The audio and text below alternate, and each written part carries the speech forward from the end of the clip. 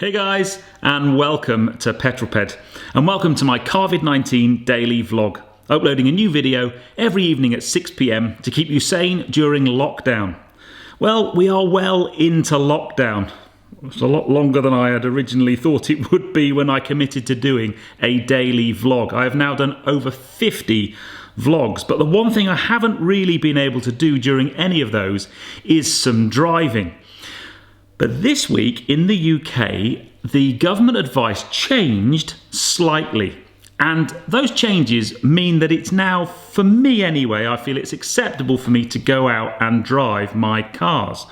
The question is, which car do I go and drive? Do I, for example, take out the keys to Charlie Clubman and take her for a spin, or do I take a car I've not actually used that much during lockdown and take out the S4?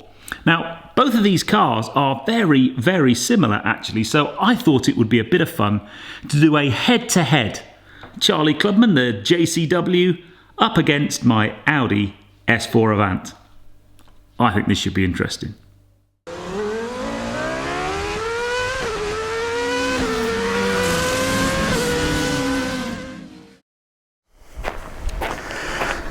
Now then, let me start this video by saying something that some of you might find a little bit controversial, but honestly I would say this even if I didn't own these two cars. For me, the latest JCW Clubman is the best car Mini make, by some margin, both in terms of performance and practicality. And I think the Audi S4, well, certainly this B9 Petrol variant, is the best bang for buck Audi you can buy. It's not the best Audi you can buy. The RS4 is a better car all round, but it is significantly more money. But in terms of price versus performance and looks, I think that car has it nailed on. I am not a big fan of the latest diesel variant of the S4. It's an excellent car, but it just doesn't do it for me at all, I'm afraid. But you might be thinking, how can I possibly put these two cars head to head? They're so different, but you would be surprised just how similar they are. Now, before we get started with the video, just a brief apology from me. Both cars aren't perfectly clean. They have been cleaned within an inch of their life over the last few weeks. This car was only washed about 2 weeks ago and has not turned a wheel since, but it just has this fine layer of dust on it, which hopefully will blow away once we get driving down the road. And Charlie's pretty clean. She's been used this week, but again, dust is the enemy at the moment. But I want to put these cars head to head on a number of different criteria, much of which I know is very subjective, but I thought it would be interesting nonetheless. So let's just think about exterior styling. So first off, the Mini. I know Minis aren't everybody's cup of tea. You either love them or you hate them. Clearly, I love them. But one of the things I love most about Mini is the fact that they lend themselves to being personalised. From anything to having stripes on the bonnet, different coloured roof to the body, just quirky things. And I think there are very few cars that pull that off, and Mini is definitely one of them. For me, a Mini doesn't look right unless it's got some stripes on it, I'm afraid. So I would never consider putting bonnet stripes on the Audi. That's not what Audis are, whereas Minis very much, it kind of adds to their personality for me. All of the dechroming work now with Charlie Clubman's pretty much been done, and I think she looks very good for it. I didn't have to do any of that with the S4 because it came with a black pack on from factory with a black belt line, privacy glass, black door mirror caps, black surround to the grille at the front, and this beautiful dark blue Navara blue bodywork colour, which I've just always loved on this car. I just think it sets the car off beautifully. So from an exterior styling point of view, I love these cars both equally, but for different reasons. I love the Mini because it's quirky and fun, and when I park up in a car park and look back as I walk away, I always just think, yeah, she's looking good. And isn't that the most important metric for your car? When you leave it in a car park and walk away, you've got to look back and go, whoa. And again, the Audi does the same thing, but for different reasons. So what about inside of these cars? The interiors are very different. So let's start off with the Mini. So in a car head to head, any car going up against an Audi's gonna have its work cut out. but I think this Mini has a strong interior game. I love the seats, always have done. They are very supportive and very comfortable, and I just think they look lovely. And then altogether, the interior, whilst the layout is a little bit dated now, it's fundamentally been the same for what, 4 or 5 years. I still think it pulls it off beautifully, and the particular spec of this car with the piano black, I do like the extra inlays I put on the steering wheel. I love the interior of the Clubman. What about the S4? Now, I've always been a fan of the S4 interior. After all, this is the second one I've owned. Panoramic roof in both cars just gives a really light, airy feel to the cabin. But the standout features for me in this car, these seats, I think not only do they look beautiful, but they are so comfortable. I've done many a long journey sat in this seat, and it really is a very comfortable place to be. And it's got kind of, you know, massage function and stuff, which, to be honest, I never ever use. The dash is a little bit more minimalistic than the Mini. I am not a fan of the iPad stuck on the dash. I've said that in many videos, but I think certainly the binnacle display wins hands down in this Audi. The virtual cockpit display in an Audi is, for me, them and BMW have it nailed. I think it's a really great system. And then just general things, it's just a maybe more grown-up feel to it. I think the Mini's kind of quite youthful and quirky, and not for everybody, I know, whereas this car is a little bit more grown up. But you might be thinking, well, surely this car is more powerful and is not even a comparison to the Mini, but you will be surprised. So let's have a look what's under the bonnet before we get going down the road and do some proper driving. So these cars are similar than you think. They are both the kind of estate format, although Mini actually think that more of a hatch than anything else. But under the bonnet, let's get some numbers out the way. Under here we have a 3-litre V6 turbo. And under here we have a 2-litre inline-4 turbo. 354 PS, 306 PS. 500 Newton meters, 450 Newton meters. The mind-blowing one for me though is this car is 1,630 kilos, and this car is 1,625 kilos. It's only 5 kilos less. I can't believe that, to be honest. They both have 8-speed flappy paddle gearboxes and 4-wheel drive, quattro 4-wheel drive and all 4-wheel drive. And the performance figures 0 to 60, 4.7 seconds, 4.9 seconds. You see they're much closer than you might think. So the whole purpose of this video is to get out onto the road and do some driving. So let's put these cars head to head on the road against some really important criteria. Oh, it is so good to be back driving again and talking to camera. You have no idea. And it's a beautiful day for it as well. So let's put the two cars head to head on some fairly important criteria. First off, comfort and driving position. For me, this car is a proper mile muncher, and therefore being comfortable is very important. And it is a really easy place to get comfortable. The seat's very supportive and comfortable, lots of adjustment in both the seat and the steering wheel. The seat has you can take it up and down, so you can make sure some people like to sit nice and low in the car. You can do that if you want to. But yeah, absolutely no complaints. And I'm a tall driver as well, 6'3", and I've never wanted for comfort in this car. It's absolutely spot on. So what about the Mini? Now, the one thing Minis aren't anymore is Mini. As you can tell by the fact this car's only 5 kilos less than the S4. It needs to go on a diet.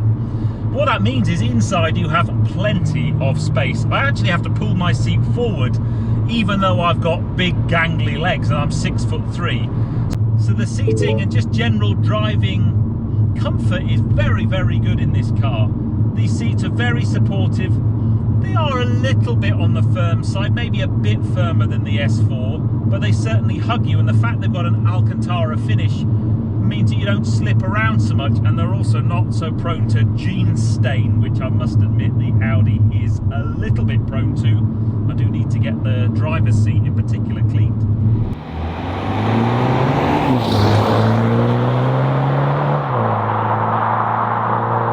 So the next thing I want to think about is ride ride comfort and ride quality. Now, Minis are always a slightly harsher ride, especially a JCW Mini. Now, I don't have the adaptive suspension on this car because it's got the 19-inch wheels and you can't spec it with those. So the suspension is quite firm, nothing compared with my Roadster, that's for sure. But it is quite firm. I quite like that though in a car. I know it won't be for some people, but what's the Audi like? Well, ride comfort in this car is probably a little bit more supple and a little bit more compliant than the Mini. I don't have the adjustable suspension in this car, so I can't kind of make it firmer or softer.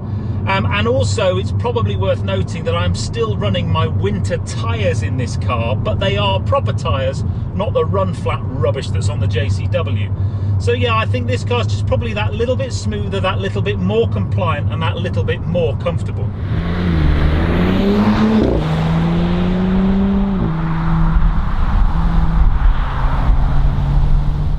Now, both of these cars are equipped with an 8-speed automatic transmission, and they have very similar modes that you can drive them in. You can just stick it in D and mooch along and let the car do everything for you. My favourite mode in this car is to just pull the gear selector back, drop it into sport. You just hear the gearbox just change down a gear, and then I've got that kind of sporty feel, and the gearbox it's very intuitive. It does everything for me really. And I like driving this Audi in that sport mode. It just changes gear at the right moment. If you want to, either in normal drive or in sport, you can just grab a paddle and start changing gear manually, or you can push the selector to the left, go to full manual, and then you are on the paddles. Now, in the Audi, the upshifts are quick and super smooth, and the downshifts are most of the time pretty spot on. It won't let you change down too early. You can't have any accidents. You can't over rev the car, for example. But all in all, the manual gearbox is pretty good in the Audi. What about the Mini? Yep, that Audi does have a lovely gearbox. Now, one of the things I never thought I would own is an automatic Mini. My Roadster is a manual, and I very much was a manual kind of guy, but unfortunately they don't do the JCW Clubman with a manual gearbox, because no manual gearbox has ever been mated to this particular engine and drivetrain. That said, the automatic gearbox in this car is excellent. In normal auto mode, it's really good. When you put it into sport mode, so if you just click it over to one side, it goes into sport mode. All I would say about that is it holds on to the gears, but it kind of just holds on to them for a bit too long sometimes. It's not quite as intuitive as the Audi box. But then when you go to the paddles, it's got a really nice feel to it. The downshifts are super, super slick. And I'd say the upshifts on this are probably even a bit better than the Mini, well, than the Audi rather. When you upshift, it really does kind of push you in the back of the, in the small of your back. Really, really impressive.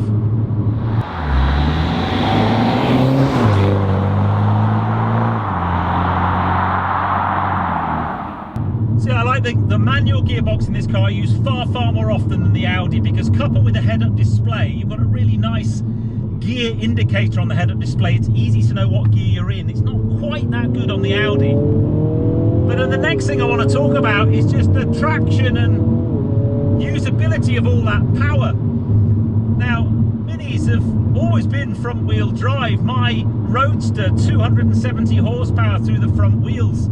The one problem it probably has is traction, especially when it's damp, even though I've got a limited slip diff.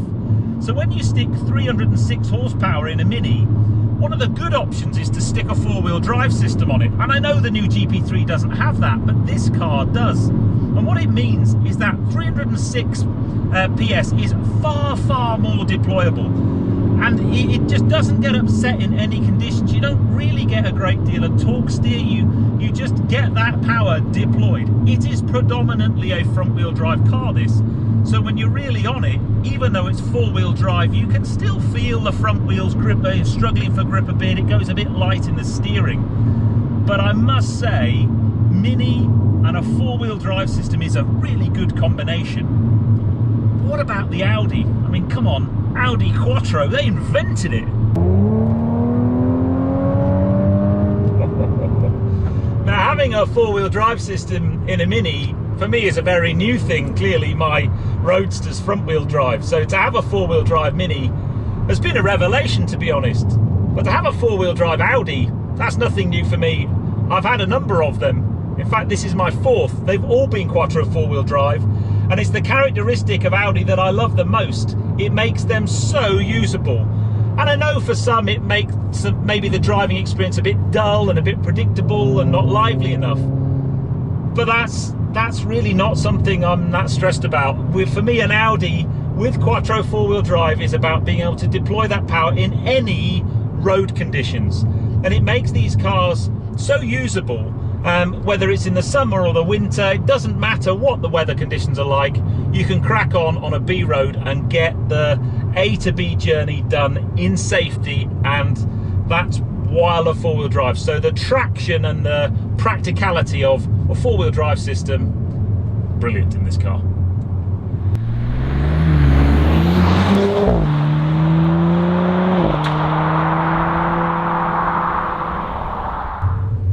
So what about performance then?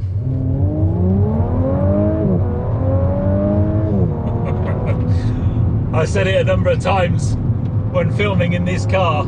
There's one thing this car doesn't lack for, and that is performance.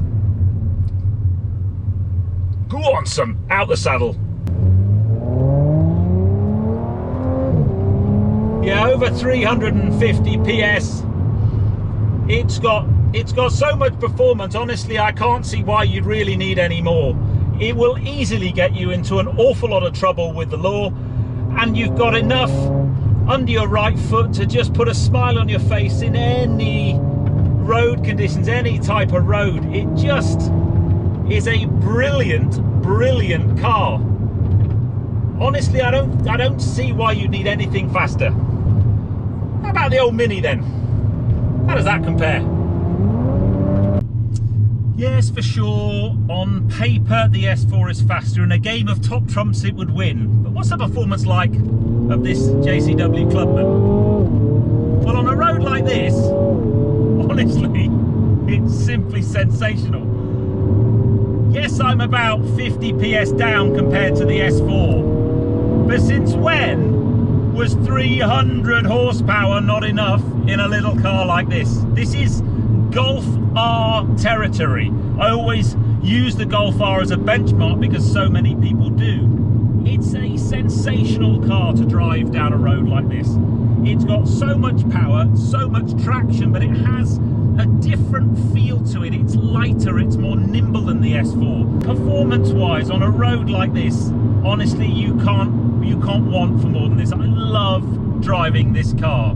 You can drive it in a spirited way, you don't go stupidly fast. It's just epic.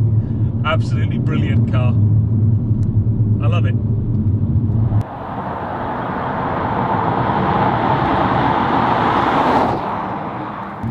So I reckon we do a head-to-head 0 to 60, don't you?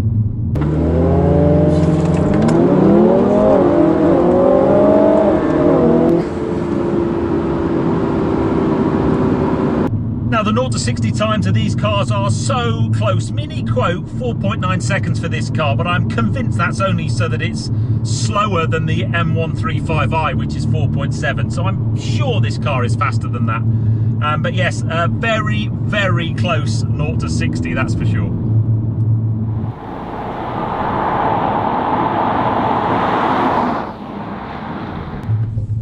Okay, noise.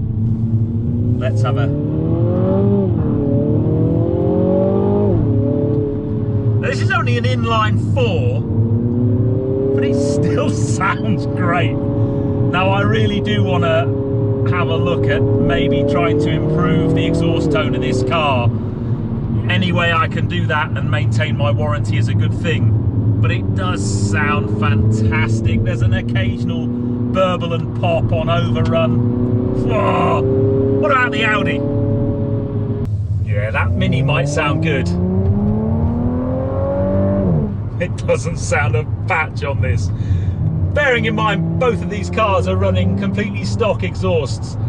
The S4 just sounds incredible on throttle, and then as you back off the throttle, it's got a rumble on overrun. Nothing too shouty, no pops and bangs, but I love the sound of this car.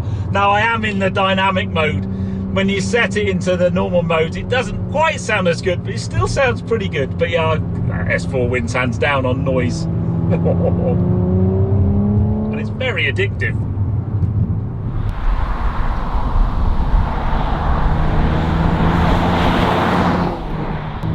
So as we just had fun coming up the Petrol hill climb, what about the fun factor? You know, for me, cars, yes, performance is important. That outright pace, that overtaking ability, that's an important thing in a car, as well as a good boast down the pub with your mates. But a car's got to put a smile on your face. It's got to just give you that kind of big smile generator. And the Audi does that. And it doesn't do it in spades. It does it just, you just smile through appreciation of what a fantastic car it is. So it does have the fun factor. But what about the Mini? So the Audi thinks it's fun to drive, thinks it has a fun factor. Come on, pull the other one. Minis are all about fun factor. They're all about smile generator. They're all about just this incredible feeling that they bring you inside your body whenever you get in a Mini, no matter what kind of Mini. I'm lucky I've got a JCW, the top of the range one. You get in a Mini 1 and drive it down a road like this, you're gonna have a smile on your face. They don't need to be big and fast and powerful. They have this kind of go-kart feel, this light, darty steering. You have to hold on to them. They have a huge character. They're almost shouting as you go down the road, I'm a Mini, I'm good fun to drive, enjoy me. And therefore this car, from a fun factor, this car wins hands down.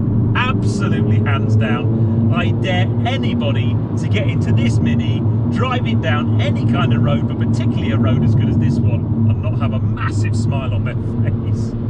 Anyway, I just hope you've enjoyed that head-to-head. I think we head back to the barn and I give you my final conclusions on these two cars, and one thing we haven't talked about yet, but I might just drop it down a cog or two and... I love this car. You see, I love both of these cars for a whole bunch of reasons. But maybe we should just finally talk about price, because it's an important factor. Now, I bought both of these cars used, and I'm going to base those prices on my kind of final conclusions. So Charlie Clubman was just a smidge over £30,000, about £30,500. I think we paid £42,000 for the S4. And if you think about bang for buck, that makes that car look really expensive. For the, I mean, yes, there's a little bit more practicality, but performance-wise and driving-wise, for the money, the Clubman's an astounding buy. Even list price, so list price of that car is just under £40,000 and that car is just over £50,000. There's still a like £10,000 difference between those two cars. And honestly, that's a lot of money. You can do a lot of things with £10,000. So yeah, they're brilliant cars in every way. I'm not going to bash either of them, to be honest, but I hope you've enjoyed that one. Many of you reached out and said, when are you going to put these cars head to head? Well, I've just done it especially for you, and it's great to be out and about driving. But I hope you enjoyed that one. If you have done so, please give me a thumbs up. Comments below are always welcome, and if you haven't done so already, please subscribe to Petrol for plenty more content to come. And I'll see you on the next film, guys, but you take care. Stay safe.